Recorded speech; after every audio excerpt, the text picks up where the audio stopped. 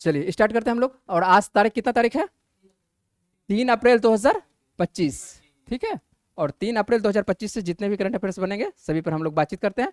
देखते हैं आज का पहला क्वेश्चन क्या है हम लोगों का। और पहला क्वेश्चन हम लोगों का है, दिवस से ही है। और हाल ही में एक दिवस मनाया, कौन सा दिवस मनाया गया है? विश्व ऑटिज्म जागरूकता दिवस मनाया गया है। तो विश्व ऑटिज्म जागरूकता दिवस कब मनाया जाता है? 2 अप्रैल को मनाया जाता है। ठीक है, और ये जो मनाते हैं विश्व ऑटिज्म जागरूकता दिवस का उद्देश्य क्या है? तो ऑटिज्म क्या होती है, बीमारी के बारे में बताते हैं। ऑटिज्म क्या होता है? ऑटिज्म स्पेक्ट्रम क्या है? डिसऑर्डर के प्रति वैश्विक स्तर पर जागरूकता बढ़ाना और ऑटिज्म से प्रभावित व्यक्तियों के प्रति समझ और स्वीकृति समर्थन को क्या करना है? प्रोत्साहित करना है। इसी की वजह से क्या कहते हैं, समाज के तौर पर क्या मनाते हैं? कौन सा दिवस? विश्व ऑटिज्म जागरूकता दिवस मनाते हैं। और ये क्या है दिवस? आइए बात कर लेते हैं ऑटिज्म क्या है, ऑटिज्म पर बात कर लेते हैं। ऑटिज्म एक आप लोगों के लिए नया शब्द है ना? तो ऑटिज्म जब नया शब्द है तो ऑटिज्म किसके लिए मनाते हैं, क्यों, बात कर लेते हैं। ऑटिज्म जो है एक मेडिकल भाषा में ऑटिज्म स्पेक्ट्रम डिसऑर्डर कहते हैं। इसको क्या कहते हैं? ऑटिज्म को क्या कहते हैं मेडिकल भाषा में? ऑटिज्म स्पेक्ट्रम डिसऑर्डर बोलते हैं। यह जो है एक विकास संबंधी गड़बड़ी है। ठीक है, विकास जो होती है बच्चों में, जो विकास होता है, ठीक है, उसी के संबंध में ये क्या है? एक गड़बड़ी है जिससे पीड़ित व्यक्तियों को बातचीत करने में, पढ़ने लिखने में और समाज में मेलजोल बनाने में परेशानी आती है। ऐसे बच्चे आपको दिखाई पड़ेंगे होंगे कि जो कि मान के चले कि सही से बातचीत नहीं कर पाता है। ठीक है, उसमें क्या होती है, कौन सी बीमारी उसको कह सकते हैं? ऑटिज्म के अंतर्गत कहते हैं। ठीक है, ऑटिज्म डिसऑर्डर कहते हैं। और ऐसा भी आपको बच्चा देखने पड़ता होगा कि जो कि मान के चले कि सिर्फ अपने माँ बाप से ही मिलता है, उसके अलावा किसी से वो मेलजोल करने में नहीं कर पाता है ना? ऐसा बहुत सारे बच्चे आपको देखने को मिल जाएगा आसपास में। तो वो सब बच्चा ऐसा नहीं है कि बच्चा मान के चले कि बीमार है, उसको अंतर्गत रखा जाता है। किसके अंतर्गत? ऑटिज्म स्पेक्ट्रम डिसऑर्डर के अंतर्गत रखा जाता है, जिससे पीड़ित व्यक्ति का दिमाग क्या हो जाता है? अन्य लोगों की दिमाग की तुलना में अलग तरीके से ये काम करता है। क्या काम करता है? अलग तरीके से काम करता है। समझ रहे हैं बात को? वहीं ऑटिज्म से पीड़ित लोग भी एक दूसरे से अलग होते हैं, यानी ऑटिज्म के अलग अलग मरीजों को अलग अलग लक्षण महसूस हो सकता है।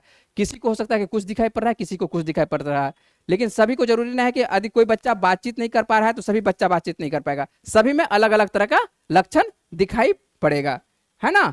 और इसका क्या कहते हैं, इलाज है। यहां देख लेते हैं क्या है।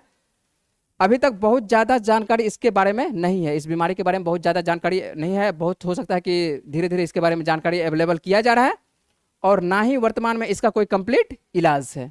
इलाज इसका अभी तक में कोई कंप्लीट इलाज नहीं है। तो इस तरह से इसको धीरे धीरे सामाजिक तौर पर ही ठीक किया जा सकता है। और याद रहेगा कौन सा दिवस मनाया जाता है? विश्व ऑटिज्म जागरूकता दिवस कब? 2 अप्रैल को। ठीक है, 2 अप्रैल को। और ऐसे बच्चे क्या हो जाते हैं, थोड़ा सा हाँ कम बातचीत करते हैं, ठीक है, और अपने माता पिता के अलावा दूसरे से थोड़ा सा मेलजोल बनाने में उनको क्या हो जाती है? दिक्कत होता है, परेशानी का सामना होता है। उनको खुल के वो बातचीत नहीं कर पाता है वो बच्चा। ठीक है, हाँ डरता है कि क्या चीज। गांव घर के बच्चे तो मान के चलिए कि थोड़ा सा सही होते हैं। ठीक है, जो शहरी क्षेत्र के बच्चे होते हैं, इसलिए शहरी क्षेत्र के बच्चे इस तरह से हो जाते हैं क्योंकि वो अपने माँ बाप के अलावा दूसरे से बातचीत नहीं कर पाते हैं। जब दूसरे से बातचीत उनको करने का मौका नहीं मिल पाता है, बच्चे से खेलने का मौका नहीं मिल पाता है, तो उसका विकास नहीं हो पाता है ना? हाँ, सही से विकास नहीं हो पाता है। और ऐसे बच्चे क्या कहते हैं, धीरे धीरे अपने आप में एक तरह से कह सकते हैं ग्रसित हो जाते हैं, है ना? डिसऑर्डर का शिकार हो जाते हैं। चलिए आगे चलते हैं हम लोग। और आप लोगों के लिए एक जो आज का ये जो प्रश्न है, ये ऐसा प्रश्न आपको कुछ दिनों में आपको सेट में देखने को मिल जाएगा। ठीक है, और देखिए क्या है प्रश्न। मध्य प्रदेश सरकार ने कह सकते हैं, मध्य प्रदेश सरकार ने जो है विक्रम विश्वविद्यालय उज्जैन का नाम बदलकर क्या कर दिया जाता है? सम्राट विक्रमादित्य के नाम पर रखा गया है, सम्राट विक्रमादित्य विश्वविद्यालय। ऐसा प्रश्न आपको जो बिहार दरोगा का सेट है आपको देखने को अवश्य मिलता है। और हाल ही में जो है मध्य प्रदेश सरकार क्या करता है, विक्रम विश्वविद्यालय का नाम परिवर्तन करके क्या कर दिया है?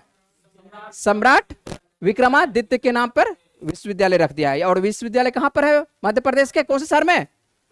उज्जैन में है। ठीक है, तो मध्य प्रदेश सरकार ने जो है उज्जैन स्थित विक्रम विश्वविद्यालय का नाम जो है बदलकर क्या कर दिया है? सम्राट विक्रमादित्य विश्वविद्यालय कर दिया है, ताकि यह उजागर किया जा सके कि इसका नाम सम्राट विक्रमादित्य के नाम पर रखा है। सिंपल सी बात है, सम्राट विक्रमादित्य के नाम पर। आप लोग हिस्ट्री में जो है विक्रमादित्य के बारे में पढ़े होंगे, या नहीं पढ़े होंगे तो पढ़िएगा आगे चलकर। तो विक्रमादित्य के नाम पर ही रखा गया है कौन सा विश्वविद्यालय?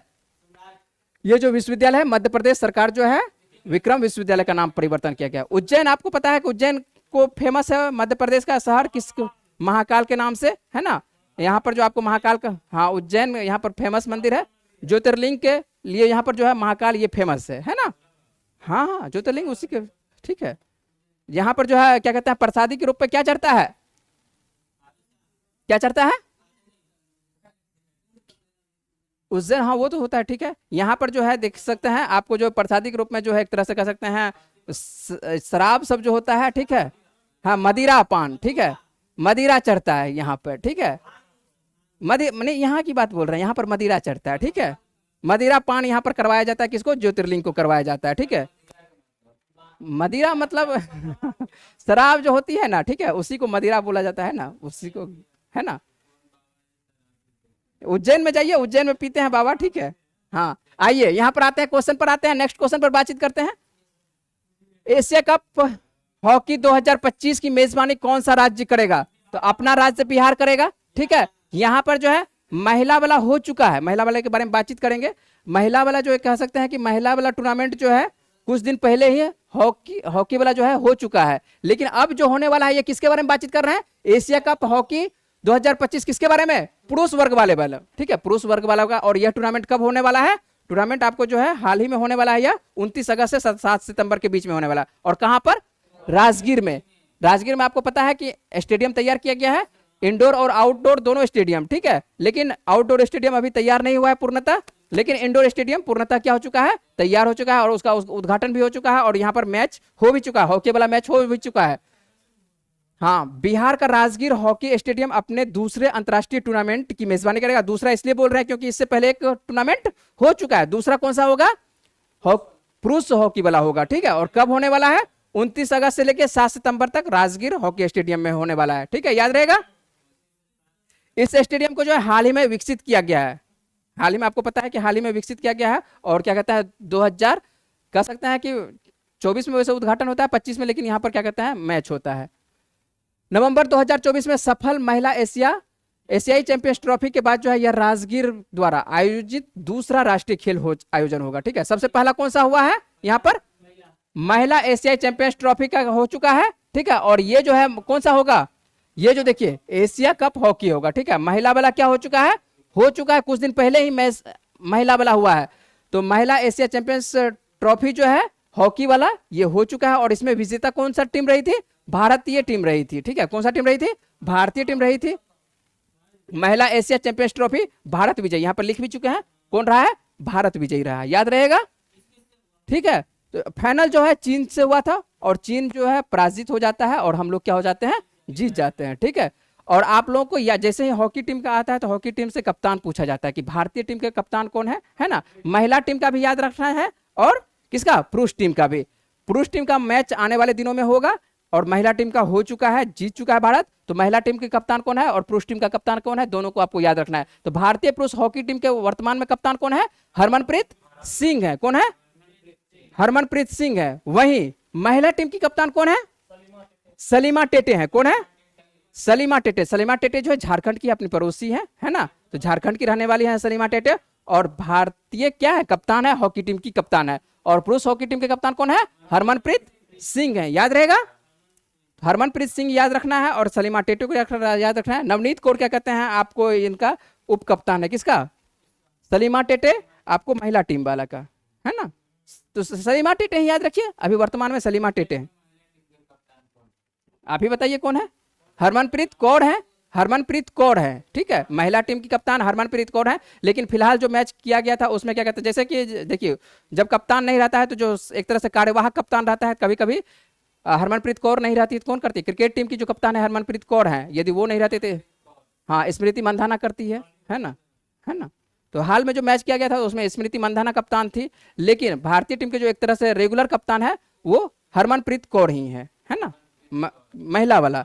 और ये हरमनप्रीत सिंह क्या चीज, देखिए पंजाब में आपको पता है कि पुरुष और महिला का नाम क्या होता है, सेम रहता है, सिर्फ कौर और क्या चीज, सिंह में चेंज है। सिंह है तो पुरुष है, और कौर है तो क्या है, महिला है, ठीक है।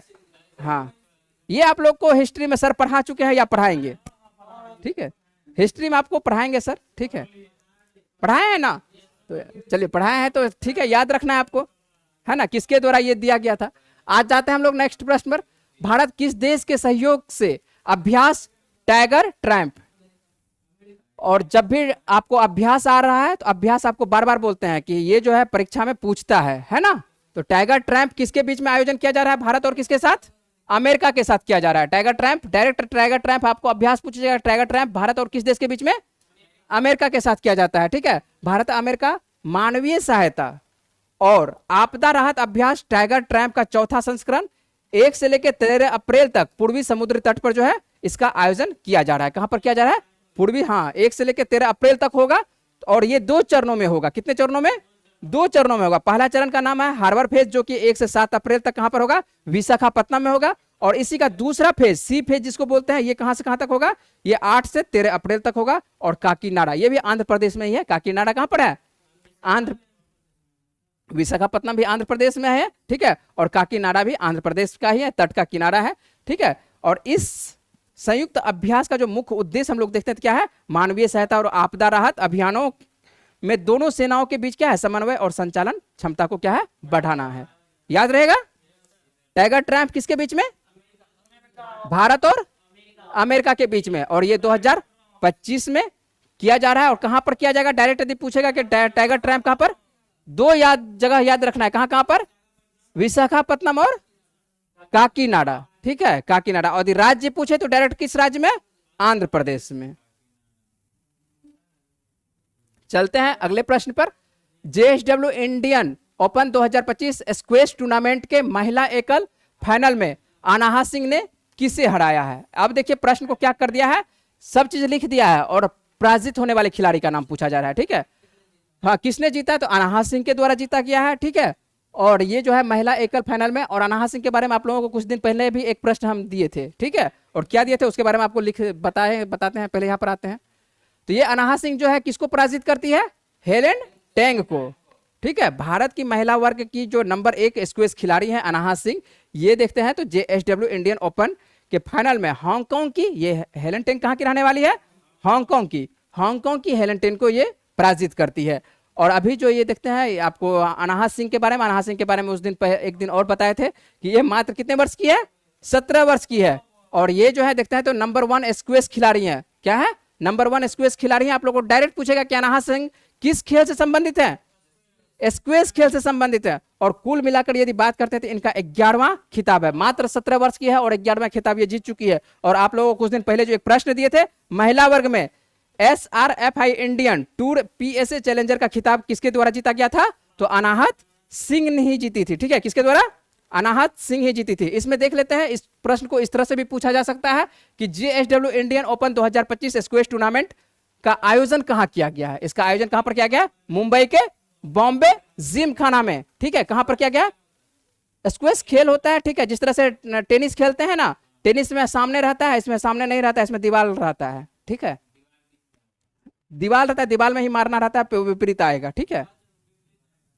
आगे चलते हैं, देख लीजिएगा स्क्वैश किस प्रकार का खेल होता है, ठीक है। स्क्वैश आपको खेल पता होना चाहिए कि कौन कौन सा खेल किस प्रकार से खेला जाता है। स्क्वैश टूर्नामेंट कहां पर आयोजन किया जा रहा है, मुंबई के बॉम्बे जिमखाना में, ठीक है। और इसी में मान के चलिए ये तो महिला वर्ग में आपको पता है कि कौन जीती है, अनाहत जीती है। जैसे मान के महिला वर्ग में कोई जीता है तो पुरुष वर्ग में भी कोई ना कोई जीता होगा। पुरुष वर्ग में हम लोग देख लेते हैं कि पुरुष वर्ग में कौन जीता है, पुरुष एकल फाइनल में अभय सिंह को पराजित करता है। कौन पराजित करता है, मिस्र के करीम एल, कौन जीतता है, हाँ ठीक है, मिस्र के जो है क्या कहते हैं अब करीम एल टर्की के खिलाफ जो है ये कौन खेलते हैं, अभय सिंह, ठीक है। करीम एल टर्की होते हैं, करीम एल टर्की इनका नाम है। करीम एल टर्की जो है किस अभय सिंह को क्या कर देते हैं, पराजित। अभय सिंह भारतीय हैं, भारत वाले क्या हो जाते हैं इस बार, पराजित हो जाते हैं। और जीत कहां जाता है, मिस्र का करीम एल टर्की जीत जाते हैं, ठीक है, याद रहेगा। करीम जो है पहले सेट में कड़ी टक्कर देते हैं, जिसके बाद जो है उन्होंने अगला सेट जो है आसानी से ये जीत जाते हैं, अभय सिंह से जो है आसानी से जीत जाते हैं। तो 2 नाम आपको याद रखना है, किसका किसका नाम याद रखना है, करीम एल टर्की का ये नाम याद रखना है जो कि पुरुष वर्ग में जीतते हैं और किस देश के रहते हैं, किस देश के, मिस्र के। और ये जो आपको दिखाई पड़ रहा है ये भारतीय कौन है, अनाहत सिंह है, ठीक है। हाँ, ये महिला वर्ग में जीतती है और ये जो है पुरुष वर्ग में जीतते हैं। कौन जीतते हैं पुरुष वर्ग में, मिस्र के अभय सिंह पराजित होते हैं। ये करीम एल टर्की है, कहाँ के, मिस्र के, ठीक है। अभय सिंह नहीं है, करीम है, ठीक है। अभय सिंह तो पराजित हो जाते हैं, ठीक है। और ये भारतीय जो है कौन है, अनाहत सिंह है, और ये भारतीय महिला वर्ग में ये जीतती है, याद रहेगा। चलते हैं, सब भारत वाला ही जीतेगा तो फिर दूसरे वर्ग दूसरे देश वाला कहां जाएगा, दूसरा देश वाला भी जीतना चाहिए, ठीक है। चलिए कोई बात नहीं है। हाल ही में किस जापानी गणितज्ञ को 2025 का एबल पुरस्कार से सम्मानित किया गया है। आज का जो भी प्रश्न है सभी आपके लिए इंपॉर्टेंट है, जो भी प्रश्न आपको अभी तक में देखने को मिल रहा होगा सभी क्या है, आने वाले किसी ना किसी आपको सेट में देखने को मिल जाएगा, ना किसी परीक्षा में आपको देखने को मिल जाएगा। तो एबल पुरस्कार 2025 से किसे सम्मानित किया गया है, मासाकी काशीवाड़ा को सम्मानित किया गया। और ये मासाकी काशीवाड़ा का नाम से ही पता चल रहा है किस देश के रहने वाले हैं, वैसे लिख ही दिए हैं, जापानी गणितज्ञ, ठीक है। और मासाकी काशीवाड़ा को, जो मासाकी काशीवाड़ा को कहते हैं, तो जो बीज गणित होता है, गणित में जो होता है बीज गणित, पढ़े होंगे 10वां में, ठीक है। बीज गणित विश्लेषण और प्रतिनिधित्व सिद्धांत में उनके मौलिक योगदान को विशेष रूप से डी मॉड्यूल के सिद्धांत के विकास और क्रिस्टल बेस की खोज के लिए जो है इसे सम्मानित किया गया है। तो याद रहेगा किसके लिए दिया गया है, आप लोगों को ज्यादा याद नहीं रखना है, सीधा याद रखना है कि मासाकी कासावीरा को जो है गणित के लिए तो मिला है एबल पुरस्कार, और गणित में किस क्षेत्र के लिए, खास करके बीज गणित के लिए, इतना ही याद रखिए कि ज्यादा जरूरत नहीं है, बीज गणित के लिए, है ना। वैसे आप लोगों को जानकारी के लिए बता देते हैं कि क्रिस्टल बेस की खोज, क्रिस्टल बेस होती क्या है, इसके बारे में एक लाइन में जान लेते हैं। इससे गणितज्ञों को क्या कर सकते हैं, जो गणितज्ञ होते हैं, गणितज्ञों को जटिल गणनाओं को सरल ग्राफ में बदलने के, सरल ग्राफ के रूप में जो है बदला जो जाता है, बदलने में मदद मिली है, ठीक है, जिससे गणितीय सिद्धांतों को समझ और गणना में क्रांतिकारी सुधार हुआ है, ठीक है। बीज गणित हम लोग पढ़ते हैं, तो बीज गणित 55 में पढ़ते होंगे, तो पूरा फार्मूला के साथ पढ़ते होंगे, पढ़ने में थोड़ा सा कठिन होता है ना। तो उसी को क्या किया जा रहा है, इस बार थोड़ा सा सुविधा के अनुसार से ग्राफ पर तैयार किया जा रहा है ना। और इसका खोज किसके द्वारा किया जा रहा है, किसके द्वारा, मासाकी काशीवाड़ा के द्वारा, और इसी वजह से इसको 2025 का एबल पुरस्कार दिया गया है। आप लोगों को क्या क्या याद रखना है कि किस देश के रहने वाले हैं मासाकी काशीवाड़ा, जापान के रहने वाले हैं, और इसको कौन सा पुरस्कार दिया गया है, एबल पुरस्कार दिया गया। और एबल पुरस्कार किस क्षेत्र में दिया जाता है, गणित के क्षेत्र में दिया जाता है ना। और ये जो आपको तस्वीर दिखाई पड़ रहा है, यही कौन है, जापान के मासाकी कासावाड़ा, जिनको कि एबल पुरस्कार से सम्मानित किया गया है। चलते हैं नेक्स्ट प्रश्न पर।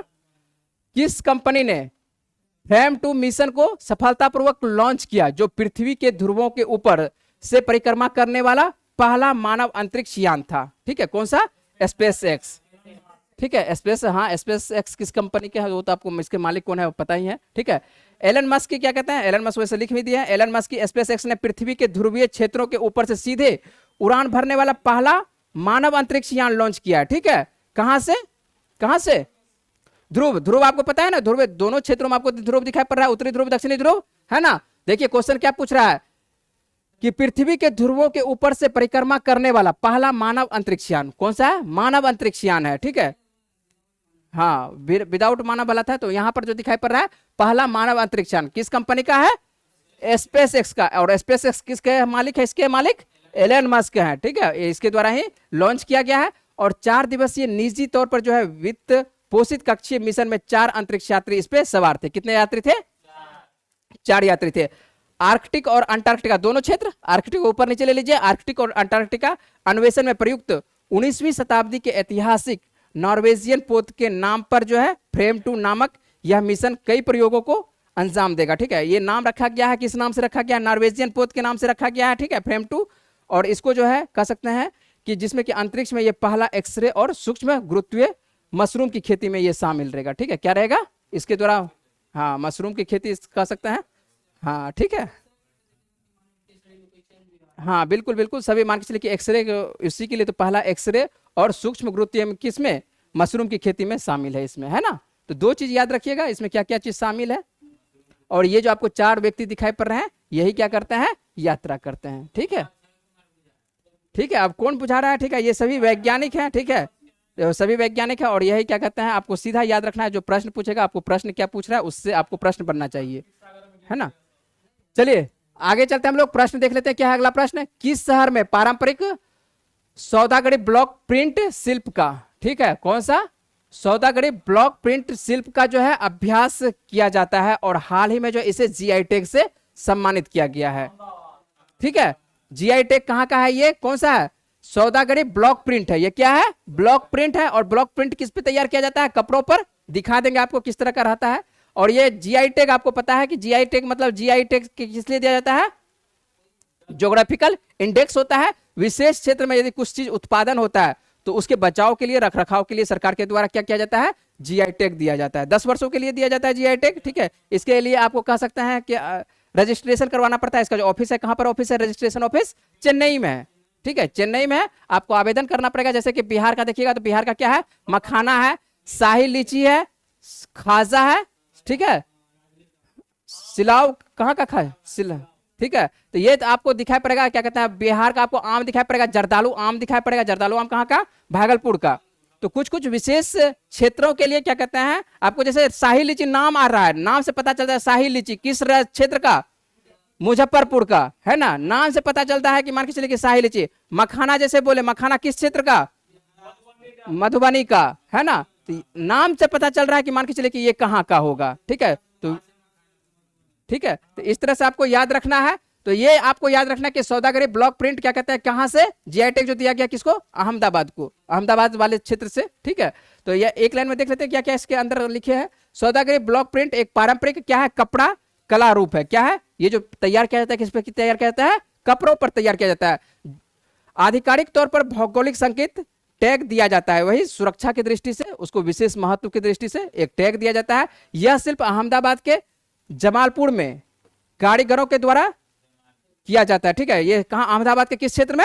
जमालपुर में। यदि नीचे भी आएगा क्वेश्चन, यदि पूछेगा कि जमालपुर में, ये अहमदाबाद के किस क्षेत्र में? तो जमालपुर में।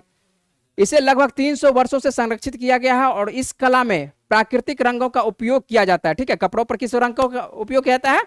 प्राकृतिक रंगों का उपयोग करके कपड़े पर जटिल हाथ से नक्काशी तैयार, एक तरह से कह सकते हैं कि नक्काशी बनाया जाता है। और नक्काशी जो होता है एक तरह से लकड़ी का, जो एक तरह से कह सकते हैं कि लकड़ी का ब्लॉक प्रिंट शामिल होता है।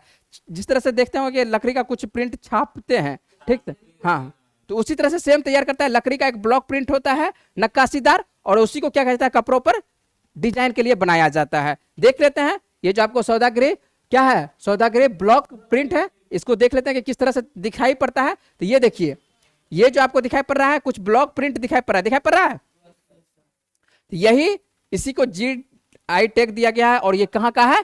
अहमदाबाद के किस क्षेत्र का? जमालपुर के क्षेत्र का अंतर्गत आता है, ठीक है। तो जीआई टैग आप लोगों को क्वेश्चन पूछता है कि जीआई टैग मान के चलिए कि कौन सा जीआई टैग किसको दिया गया है और किस क्षेत्र से संबंधित है। डायरेक्ट आप लोगों को क्वेश्चन मिलेगा। चलिए आइए देखते हैं हम लोग। सरहुल देखिए, संस्कृति से आपको जब भी आप बिहार दरोगा का सेट बनाएगा या किसी भी आप बिहार एसएससी का बनाइए तो आपको संस्कृति से संबंधित प्रश्न दिखाई पड़ेगा कि कौन से राज्य में कौन सा त्योहार मनाया जाता है, कौन सा लोक नृत्य होता है ना। इस तरह का प्रश्न आपको देखने को मिलेगा। तो इसी से हाल ही में एक त्योहार मनाया गया है, सरहुल का त्योहार मनाया गया है। सरहुल का त्योहार मुख्य रूप से किस भारतीय राज्य में मनाया जाता है जो वसंत ऋतु के आगमन और आदिवासी समुदायों के लिए, आदिवासी के लिए यूज किया जाता है, आदिवासी समुदायों के लिए नए साल की शुरुआत का प्रतीक है। तो किस राज्य में है? सरहुल जो मनाया जाता है झारखंड में, ठीक है। और झारखंड में सरहुल के लिए क्या दिया जाता है? एक तरह से हाँ, वृक्ष का पूजा तो करते हैं और क्या कहते हैं इसको छुट्टी के तौर पर मान के, वो अलग चीज है, वो अलग त्योहार है, ठीक है, वो अलग पारंपरिक चीज है ना। यहाँ पर देखते हैं तो सरहुल जो होता है त्योहार, ये आदिवासी समुदायों के लिए महत्वपूर्ण उत्सव है। खास करके यदि बात करते हैं तो झारखंड में मनाया जाता है और इसे सार्वजनिक अवकाश के रूप में भी मनाया जाता है। इसके लिए यहाँ झारखंड सरकार क्या देती है? छुट्टी देती है, ठीक है। तो इसको सार्वजनिक, डायरेक्ट क्वेश्चन पूछा गया कि किस पर्व के लिए झारखंड सरकार जो है सार्वजनिक अवकाश देती है। आपको 4 पर्व दिया पड़ेगा, 4 पर्व में मान के चलिए आपको पूछना है कि याद रखना कि सरहुल त्योहार के लिए। और सरहुल त्योहार किस राज्य में? झारखंड में, ठीक है। और इसमें देख लेते हैं इस त्योहार में जो है साल वृक्ष होता है ना, ठीक है। साल वृक्ष का जो पेड़ पौधा होता है उसकी खास करके इसी के आसपास में पेड़ पौधा में जो होता है ये पूजा पाठ किया जाता है, ठीक है। इसके इर्द गिर्द ही पूजा किया जाता है। और सूर्य और पृथ्वी के बीच महत्वपूर्ण संबंध का ये प्रतीक होता है। किसके किसके बीच में? सूर्य और पृथ्वी के बीच में। याद रहेगा, सूर्य और पृथ्वी के एक तरह से कह सकते हैं कि ये किससे जुड़ा हुआ है? प्रकृति से जुड़ा हुआ है। आपको दिखाई पड़ रहा है, देखिए प्रकृति से संबंधित है, पेड़ पौधा का प्रकृति से, सूर्य और जो पृथ्वी दिखाई पड़ रहा है ये भी प्रकृति से। तो प्रकृति से संबंधित कौन सा त्योहार मनाया जाता है? सरहुल त्योहार मनाया जाता है। कौन कौन सा यदि आदिवासी क्षेत्र ले लेते हैं कि आदिवासी या कौन कौन सा ये पर्व मनाता है, तो मुंडा, ओरांव और हो जनजातियों के द्वारा ये त्योहार जो है झारखंड के क्षेत्र में मनाया जाता है। पिछले वीडियो में आप लोगों से एक प्रश्न पूछे थे और प्रश्न क्या था देख लेते हैं। नवीनतम वैश्विक वित्तीय केंद्र सूचकांक गिफ्ट सिटी ने कौन सा स्थान प्राप्त किया है? तो कौन सा स्थान प्राप्त किया है? आप कौन सा स्थान? तो कौन सा भूल चुके हैं आप लोग, ठीक है। तो आप लोगों को पीडीएफ दिए थे, पीडीएफ में भी आप लोगों को मिला था। कल के वीडियो में ये प्रश्न नहीं पूछ पाए थे क्योंकि अंतिम में दौर में क्या होता है, लाइन कट जाता है, ठीक है, तो उस वजह से नहीं पूछ पाए थे। लेकिन आज आपको बता देते हैं आंसर इसका क्या हो जाएगा, 46वां हो जाएगा। गिफ्ट सिटी को मान के चलिए जो रैंक दिया गया है, गिफ्ट सिटी किस राज्य में, आपको बता चुके हैं। गिफ्ट सिटी कहां पर देखने को मिलेगा? गुजरात में देखने को मिलेगा, ठीक है। स्मार्ट शहर है, गुजरात का स्मार्ट शहर है, और उसको जो है वैश्विक वित्तीय केंद्र सूचकांक में जो है 46वां स्थान प्राप्त होता है। आज का प्रश्न हम लोग देख लेते हैं कि आज का प्रश्न क्या है। भारत ने ऑपरेशन ब्रह्मा, ठीक है, ऑपरेशन ब्रह्मा के अंतर्गत किस देश को 50 टन राहत सामग्री की खेप सौंपी है, ठीक है, जो मान के चलिए। तो इसका आंसर आप लोगों को कहां देना है? कमेंट बॉक्स में देना है। यदि वीडियो आप लोगों को अच्छा लगेगा तो क्या करना है? लाइक करना है, सब्सक्राइब करना है, और अगले दिन के लिए जब तक आप सब्सक्राइब नहीं करिएगा तब तक आपको अगला नोटिफिकेशन वीडियो मिलेगा नहीं। तो आप लोगों को जो है अगला वीडियो के लिए क्या करना पड़ेगा? चैनल को सब्सक्राइब करना पड़ेगा। चलते हैं, मिलते हैं आप लोगों से अगले क्लास में, नेक्स्ट क्लास में। तब तक के लिए नमस्कार।